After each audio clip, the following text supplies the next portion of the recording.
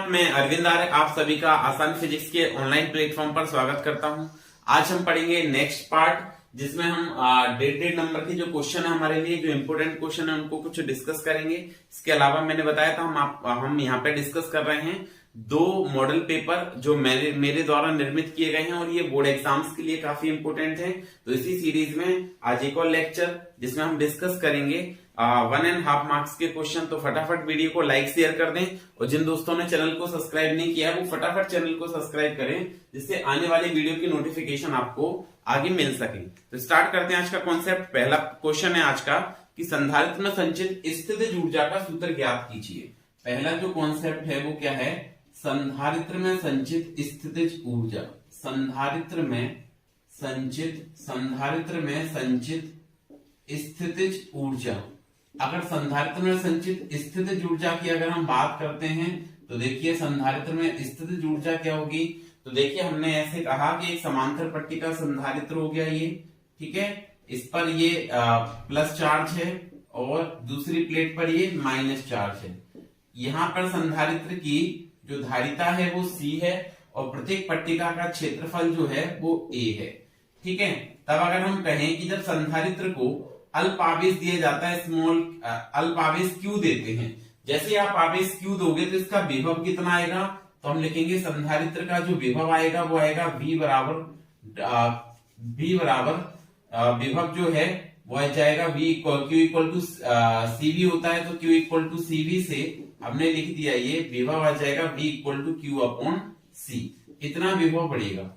अब जैसे ही आपने इतना विभव दे दिया संधारित्र को तो यहाँ पर क्या होगा? विद्युत क्षेत्र निर्मित हो जाएगा प्लेटों के बीच में, और ये विद्युत क्षेत्र क्या करेगा? और अन्य आने वाले आवेश को क्या करेगा? ये प्रतिकर्षित करेगा मतलब dq आवेश और देंगे तो आपको ये जो पहले से विद्युत क्षेत्र निर्मित हो गया q आवेश देने में, उसके विरुद्ध कार्य करना पड़ेगा। तो कितना कार्य करना पड़ेगा? तो हमने लिखा कार्य होता है dw बराबर v dq। ये सूत्र कैसे आया? क्योंकि हमको पता है कि जो विभव है वो होता है v बराबर dw अपॉन dq या w अपॉन q। तो ये आ जाएगा विभव v बराबर dw अपॉन dq। v का मान समीकरण नंबर 1 से रखेंगे तो ये बनेगा dw equal to q upon c और dq, q upon c dq। ये तो अल्प आवेश dq देने में किया गया कार्य हो गया। अगर हमको कुल कार्य ज्ञात करना है तो दोनों पक्षों का क्या करना पड़ेगा? समाकलन करना पड़ेगा। तो समाकलन कर दिया, समाकलन dw बराबर समाकलन q बटे c dq। अब देखिए जब आवेश शून्य है तो कोई कार्य नहीं किया जाता है, लेकिन जब कैपिटल Q आवेश देते हैं तो कार्य कितना करना होता है? w। समाकलन कर दीजिए, dw का समाकलन w आ जाएगा, लिमिट लगा दी हमने 0 से w। यहाँ पे 1 अपॉन c कॉन्स्टेंट है और समाकलन कर देंगे किसका? q dq का। जब मैंने कहा आवेश शून्य से कैपिटल Q, अब w की जगह w रखेंगे तो आपका मान कितना आ जाना चाहिए? यहाँ पे w आएगा -0 इक्वल टू यहाँ पर 1 अपॉन c कॉन्स्टेंट है, x की पावर n का फॉर्मूला लगा दीजिए, यहाँ पे घात 1 है इसकी, तो ये हमने लिखा 1 अपॉन c और इंटीग्रेशन करने पर q स्क्वायर बाय 2 ये आ जाएगा आपका, ठीक है। x की घात 1 q की घात 1 प्लस 1 बटे 1 प्लस 1 ये सूत्र होता है इंटीग्रेशन का। लिमिट लगा दी 0 से लेके capital Q, w minus 0 w आएगा, 1 अपॉन c आपका बाहर था, लिमिट रख लीजिए अपर माइनस लोअर, उच्च कोटि माइनस निम्न कोटि, तो 0 का स्क्वायर बाय 2, ठीक है। तो फाइनली ये टर्म आपका 0 हो गया, तो किया गया कार्य कितना आ गया? q square by 2c। अब हमको ऐसा पता है कि जो कार्य है वो किसके बराबर होता है? ऊर्जा के बराबर होता है। तो हम यहाँ पे कह सकते हैं कि जो कार्य है वो बराबर आएगा, किसके बराबर आएगा? ऊर्जा के बराबर आएगा। और अगर ऊर्जा की बात करें कि ऊर्जा क्या होती है तो देखिए यह जाएगा W इज इक्वल टू, यहाँ पर स्थितिज ऊर्जा होगी तो यह जाएगा W equal to U equal to क्या हो जाएगा? Q square by 2c। ये हमारा फॉर्मूला आ गया। और हमको पता है कि जो Q है वो किसके बराबर होता है? तो Q है वो हमारा CV के बराबर होता है, तो Q को आप CV भी लिख सकते हो। तो एक और फॉर्मूला आएगा यहाँ से CV का होल स्क्वायर अपॉन 2c। इसको सॉल्व करेंगे तो ये बनेगा c square v square by 2c। एक c से एक c कैंसिल हो जाएगा, तो ये फाइनल आपका यहाँ पे ये जो फॉर्मूला बनेगा वो बनेगा 1/2 CV स्क्वायर। अब नेक्स्ट स्टेप में हम क्या कर सकते हैं? यहाँ पे कि जो c है उसको हम q बाय v पुट कर दें। c को क्या कर सकते हैं? q अपॉन v, और अगर हम c को q अपॉन v पुट कर दें तो ये फॉर्मूला बनेगा 1/2 सी को लिख दिया Q by V into V square. बताइए एक वी स्क्वायर से वी कैंसिल हो जाएगा तो एक और फॉर्मूला बन जाएगा क्यू बी बाय 2।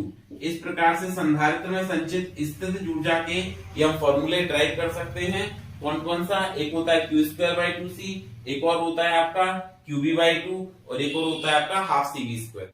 तो देखिए सेक्शन सी में हमारा नेक्स्ट क्वेश्चन की बात करते हैं। फिफ्थ क्वेश्चन, फोर्थ क्वेश्चन था वो इससे पहले जो हमने किया वो फोर्थ क्वेश्चन था 1.5 मार्क्स का।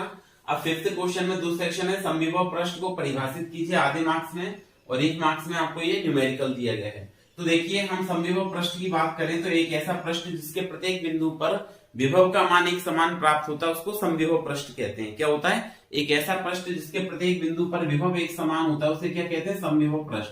एक बार ऐसे भी क्या था कि पॉजिटिव चार्ज का समविभव पृष्ठ आपसे बनवा लिया था पेपर में। तो अगर आपसे पॉजिटिव चार्ज का समविभव पृष्ठ बनवाएं तो आपको इस तरह से समविभव पृष्ठ बना देना है। ये बल रेखाएं दूर की तरफ गुजरेंगी, ठीक है, और अब नियत त्रिज्या के आपको संकेंद्रीय वृत्त बना देने। नियत त्रिज्या के वृत्त बना देंगे तो ये कौन से पृष्ठ को व्यक्त करेगा? ये समविभव पृष्ठ को व्यक्त करेगा। तो एक समविभव पृष्ठ ये हो गया, एक समविभव पृष्ठ ये हो गया।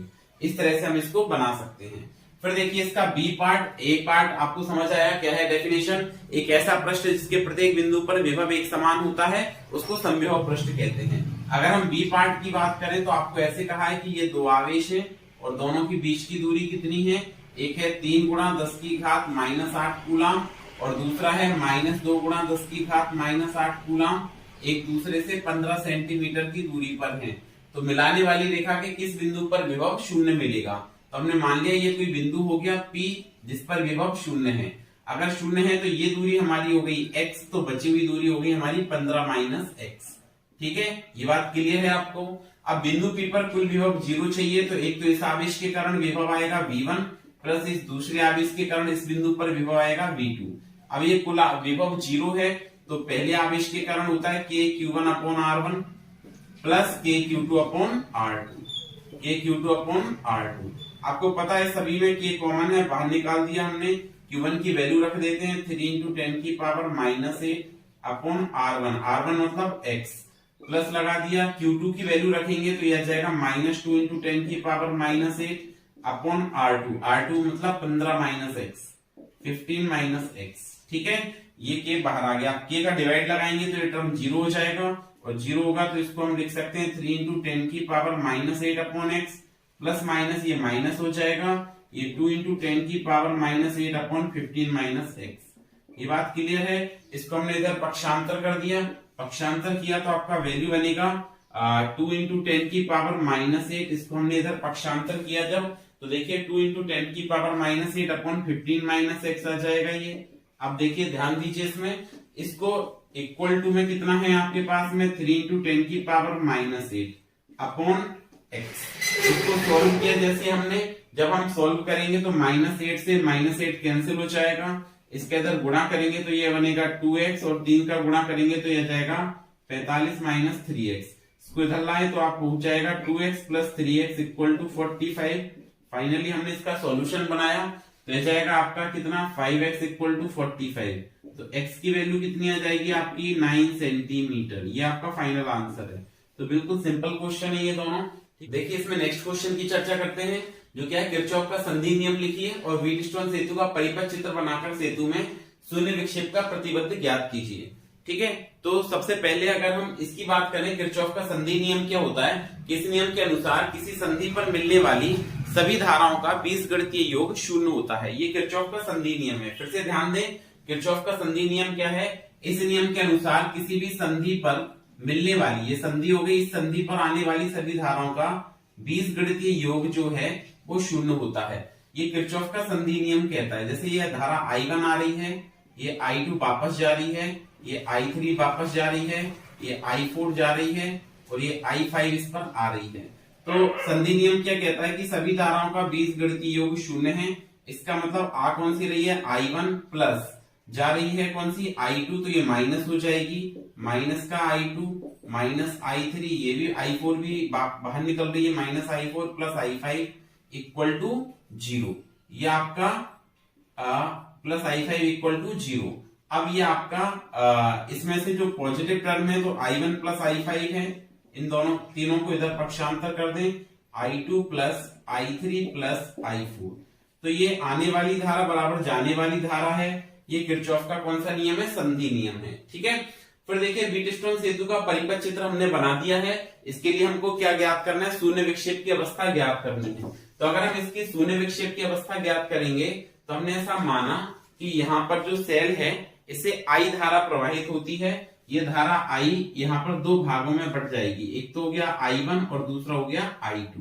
ये I1 इधर से जाएगा तो ये बचेगा I1 माइनस IG मतलब धारा मापी की धारा, और इधर कितनी बचेगी? ये I1 माइनस IG इधर चली गई, सॉरी इसको लिख लें, चलिए I1 माइनस IG, और इसको हमने सिंपली IG कह दिया। ठीक है, क्या कह दिया? इसको IG कह दिया, गैल्वेनोमीटर धारा। फिर I2 आएगा, इधर से IG आएगा तो S में कितना जाएगा? तो S में जो धारा जाएगी वो जाएगी I2 प्लस IG। यहां से I2 प्लस IG, यहां से I1 माइनस IG, तो यहाँ पे I1 प्लस I2 मतलब I हो जाएगा। ठीक है, अब किरचॉफ का नियम लगाएंगे तो देखिए ये बंद परिपथ बन रहा है और एक धारा की दिशा में ऐसे चल रहे हैं हम, तो बंद परिपथ लिया हमने। बंद परिपथ कौन सा लिया? किरचॉफ का नियम लगाने के लिए कौन सा बंद परिपथ लिया? ABDA। कौन सा लिया? ABDA। ये हमने एक बंद परिपथ लिया है ABDA। इसमें अगर हम बात करें तो A से B की तरफ जा रहे हैं तो धारा की दिशा में IR का गुणनफल माइनस, तो हमने लिखा माइनस I1P। बिंदु B पर पहुंच गए, फिर बिंदु B से नीचे की तरफ जा रहे हैं तो धारा की फिर से दिशा में जा रहे हैं तो माइनस क्या लिखेंगे? IG into capital G। फिर D पर जाने के बाद वापस से A पर आ रहे हैं तो विपरीत दिशा में जा रहे हैं तो plus I2 into R equal to 0। अब शून्य विक्षेप विधि मतलब संतुलन अवस्था होगी तो बिंदु B और D समान विभव पर होते हैं, ऐसा हमने पढ़ा है। इसका मतलब ये IG कितना होना चाहिए? 0 होना चाहिए। 0 होना चाहिए तो हमने लिखा क्योंकि शून्य विक्षेप के लिए IG धारा मापी में कोई धारा नहीं होगी, और धारा नहीं होगी तो ये टर्म आपका कितना हो जाएगा? 0 हो जाएगा। 0 हो जाएगा तो हमने लिखा minus I1P plus I2R equal to 0। इसको पक्षांतर कर दें तो माइनस का I1P इक्वल टू माइनस क्या हो जाएगा? I2R। माइनस से माइनस कैंसिल हो जाएगा। इसका मतलब हमने लिखा I1P इक्वल टू क्या लिखा? I2R। ये आपका पहली इक्वेशन आ गई। फिर देखिए एक और बंद परिपथ लेते हैं BCDB। ठीक है, तो BCDB में हम ऐसे चल रहे हैं, देखिए या धारा की जो दिशा ऐसे चल रहे हैं BDCB, ऐसे ले लेते हैं इसको। ठीक है, तो चलिए हमने लिया बंद परिपथ। कौन सा बंद परिपथ लिया? बंद परिपथ। एक और बंद परिपथ की बात कर रहे हैं और वो हमने लिया है कौन सा? BDCB। ये बंद परिपथ ले लिया हमने। ठीक है, तो देखिए इस बंद परिपथ की अगर मैं बात करूं तो हम B से जा रहे हैं कहां? D की तरफ, धारा की दिशा में जा रहे हैं। IR का गुणनफल माइनस, तो IG इंटू G माइनस के साथ में। D पर पहुंचे, अब D से किस पर जा रहे हैं? C पर जाएंगे। फिर से धारा की दिशा में चल रहे हैं तो minus I2 plus IG into क्या लिखेंगे? S। ठीक है, C पर आ गए। अब C से फिर से विपरीत दिशा में जा रहे हैं तो प्लस कितना आएगा आपका? Plus I1 minus IG into क्या हो जाएगा? S equal to 0। वापस से सेम कंडीशन है। हमको पता है कि अगर शून्य विक्षेप लाना है तो बिंदु B और D समान विभव पर रखने होंगे, मतलब IG 0 हो जाएगा। IG 0 हो जाएगा तो ये वाला टर्म 0 हो गया। यहाँ पे IG की वैल्यू 0 रखूं अगर मैं तो ये बचेगा minus I2 into S। IG 0 कर दिया तो माइनस I2 इंटू S। ये भी IG 0 कर दिया तो प्लस I1 इंटू Q। ये क्या आ जाएगा? S को क्या लिखेंगे? Q। IG को 0 कर दिया तो ये आ जाएगा I1 into Q equal to 0। ठीक है, अब इसको इधर पक्षांतर कर दीजिए तो ये बचेगा आपका इक्वेशन क्या आ जाएगी? इक्वेशन आएगी आपकी I1Q इक्वल टू इसको पक्षांतर किया तो आपके पास क्या बन जाएगा? I2 into S। ये सेकेंड इक्वेशन आ गई आपके पास। ये फर्स्ट इक्वेशन वो सेकेंड इक्वेशन दोनों को सॉल्व कर लेते हैं। डिवाइड लगा दिया फर्स्ट और सेकेंड का। एक पहला वाली इक्वेशन का हमने डिवाइड कर दिया सेकेंड वाली इक्वेशन में। तो देखिए जब डिवाइड करेंगे तो संतुलन अवस्था आ जाएगी और ये आ जाएगी इक्वेशन 1 डिवाइडेड बाय 2। और जैसे हम ये डिवाइड करेंगे तो ये आपके पास आएगा I1P upon I1Q equal to I2R upon I2S। देखिए I1 से I1 कैंसिल, I2 से I2 कैंसिल, तो हमारी कंडीशन बनेगी P upon Q equal to क्या, R अपॉन S। ये व्हीटस्टोन सेतु की संतुलन अवस्था कहलाती है। तो देखिए सेक्शन सी में नेक्स्ट क्वेश्चन की चर्चा करते हैं। सिद्ध कीजिए कि J equal to sigma E, ये ओम के नियम से सिद्ध कर सकते हैं हम J equal to sigma E. तो इसके लिए हमने माना कि एक चालक है जिसकी लंबाई L है, अनुप्रस्थ काट का क्षेत्रफल कैपिटल A है। इस चालक को E बैटरी से जोड़ा गया है, सॉरी या V दे दें, V वोल्ट की बैटरी से जोड़ा गया है। इसे I धारा प्रवाहित करते हैं। तो हमने पढ़ा था विद्युत धारा और अनुगमन वेग या अपवहन वेग में संबंध हम जानते हैं। क्या लिखेंगे, विद्युत धारा एवं अनुगमन वेग में संबंध I इक्वल टू NAVDE। ये इक्वेशन हो गई, ये विद्युत धारा और अनुगमन वेग में संबंध होता है। फिर हम ऐसा पढ़े हैं कि जो अनुगमन वेग है हम क्या लिखेंगे, वी नो दैट, हम जानते हैं कि अनुगमन वेग जो है वो होता है VD equal to small E capital E upon M into tau. ये होता है अनुगमन वेग। तो VD का मान समीकरण 1 में रख देते हैं वापस से। VD का मान समीकरण 1 में रखने पर जैसे आप VD का मान रखेंगे पहले नंबर के समीकरण में, क्या किया हमने यहाँ पे कि माना एक चालक जिसकी लंबाई L, अनुप्रस्थ काट का क्षेत्रफल A है, प्रति इकाई लंबाई पर जो मुक्त इलेक्ट्रॉनों की संख्या वो स्मॉल n है। तो I इक्वल टू NAVD और VD equal to small E capital E upon M into tau. तो VD का मान रखते हैं, VD का मान रखोगे तो I equal to NAVD। VD की जगह आप क्या लिखोगे, small E capital E upon M into tau into E. अब आप इसको सॉल्व करेंगे तो गुणा कर लें इसका, तो आपका बनेगा क्या, NAE square tau upon M into ई।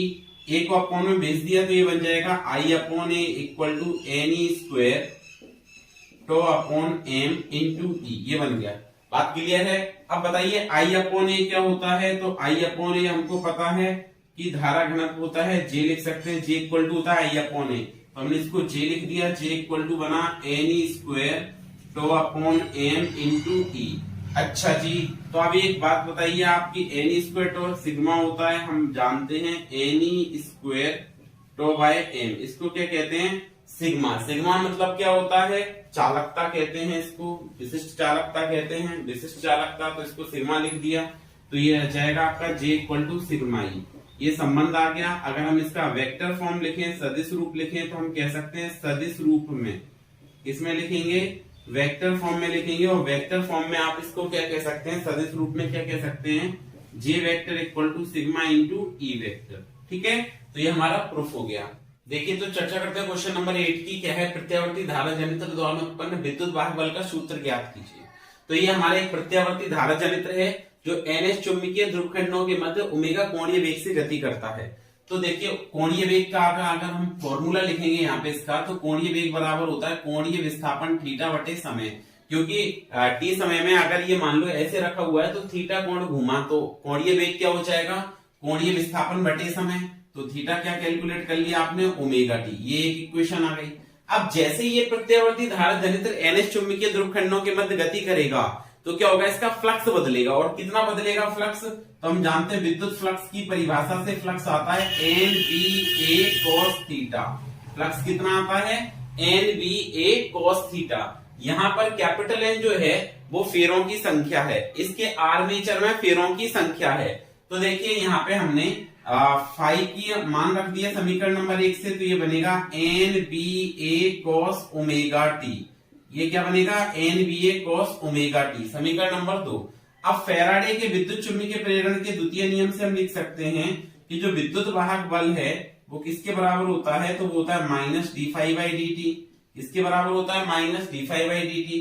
फाई बी का मान रख देते हैं, फाई बी का मान समीकरण 2 से रखने पर, फाई बी का मान समीकरण 2 से रखने पर, समीकरण 2 से रखने पर, तो फाई बी का मान जैसे हम यहाँ पे रखते हैं समीकरण नंबर 2 से, तो देखिए ये क्या बनेगा, तो ये आपका वैल्यू हो जाएगी E is equal to, phi B की वैल्यू पुट कर दी हमने, तो ये बनेगा E इक्वल टू NBA cos omega T, D by D T of NBA cos omega T. तो D by D T minus के साथ में फाई बी की वैल्यू क्या है बताइए, NBA cos ओमेगा टी। तो ये है NBA cos omega T, T के रिस्पेक्ट में कर रहे हैं। तो ये minus N B A constant है और डी बाई डी टी हो जाएगा आपका किसका, कॉस ओमेगा टी का। अब आप क्या करेंगे, यहाँ पे कॉस ओमेगा टी का अवकलन करेंगे। तो देखिए कॉस ओमेगा टी का जब आप डिफरेंशिएशन करेंगे तो डिफरेंशिएशन करने पे बनेगा ये माइनस एन बी ए कॉस ओमेगा टी का होता है माइनस साइन ओमेगा टी, और ओमेगा टी का आपको अलग से करना पड़ेगा क्योंकि इसमें दो फंक्शन है, ओमेगा टी का और करेंगे तो इंटू ओमेगा, और ये माइनस और ये माइनस यहाँ पे प्लस बन जाएगा और ये बनेगा एन बी ए ओमेगा साइन ओमेगा टी। ये विद्युत वाहक बल का फॉर्मूला आ गया। लेकिन अगर आप इसमें एक कंडीशन लगा देते हैं कि विद्युत वाहक बल का मान अधिकतम होने के लिए साइन ओमेगा टी का मान कितना होना चाहिए, 1। अधिकतम विद्युत वाहक बल प्राप्त करने के लिए साइन ओमेगा टी 1 होना चाहिए। इसका मतलब जो अधिकतम विद्युत वाहक बल आएगा वो आ जाएगा ई नॉट बराबर एन बी ए ओमेगा। अब ये ई नॉट की वैल्यू वापस से इस इक्वेशन में हम रखते हैं तो आपकी जो ताक्षणिक इक्वेशन बनेगी, इंस्टेंटेनियस इक्वेशन बनेगी, वो बनेगी E equal to E naught sine omega T. ये ताक्षणिक समीकरण आ गया आपका, किसका आ गया, विद्युत वाहक बल का। ठीक है, चर्चा करते हैं नेक्स्ट क्वेश्चन की। तो देखिए क्वेश्चन नंबर 9 क्या है, फैराडे का विद्युत चुंबकीय प्रेरण का नियम लिखिए तथा भंवर धाराओं से आप क्या समझते हैं इसके अनुप्रयोग लिखिए। तो देखिए आपको 1.5 नंबर में है तो सिंपल सा ये लिख देना है कि फैराडे का विद्युत चुंबकीय प्रेरण का नियम क्या होता है। इस नियम के अनुसार क्या कहता है, फैराडे का विद्युत चुंबकीय प्रेरण का नियम, इस नियम के अनुसार किसी भी परिपथ या कुंडली में उत्पन्न प्रेरित विद्युत वाहक बल उस परिपथ या कुंडली से संबद्ध चुंबकीय फ्लक्स परिवर्तन की दर के समानुपाती होता है। क्या लिखेंगे हम, फैराडे के विद्युत चुंबकीय प्रेरण के नियम अनुसार क्या कह सकते हैं हम, फैराडे के विद्युत चुंबकीय प्रेरण के नियम अनुसार किसी परिपथ या कुंडली से संबद्ध चुंबकीय फ्लक्स में परिवर्तन की दर उसके विद्युत वाहक, उसमें उत्पन्न विद्युत वाहक बल के समानुपाती होती है। जब इस समानुपाती को हटाएंगे तो एक कांस्टेंट आ जाएगा के माइनस के D phi upon D T. यहाँ पर के एक समानुपाती स्थिरांक है जिसका मान हमेशा 1 होता है, तो आपका विद्युत वाहक बल आएगा minus D phi upon D T. इसका मतलब क्या हुआ कि किसी भी कुंडली में उत्पन्न प्रेरित विद्युत वाहक बल, किसी भी कुंडली में उत्पन्न प्रेरित विद्युत वाहक बल उसकी फ्लक्स परिवर्तन की दर के बराबर होता है। और ऋण चिन्ह ये व्यक्त करता है कि जो प्रेरित विद्युत वाहक बल उत्पन्न होता है वो हमेशा इस प्रकार होता है कि वो फ्लक्स परिवर्तन का विरोध करता है। ठीक है, फिर देखिए सेकंड था भंवर धाराओं से आप क्या समझते हैं। तो भंवर धाराएं क्या होती हैं कि जब भी किसी चालक को समय के साथ परिवर्तनशील चुंबकीय क्षेत्र में रखा जाता है, कोई भी चालक है जब उसको हम समय के साथ परिवर्तनशील चुंबकीय क्षेत्र में रखते हैं तो उसमें पानी में उत्पन्न भंवर के समान चक्करदार धारा उत्पन्न होती हैं। कुछ इस प्रकार से पानी में उत्पन्न भंवर के समान चक्करदार धारा उत्पन्न होती हैं।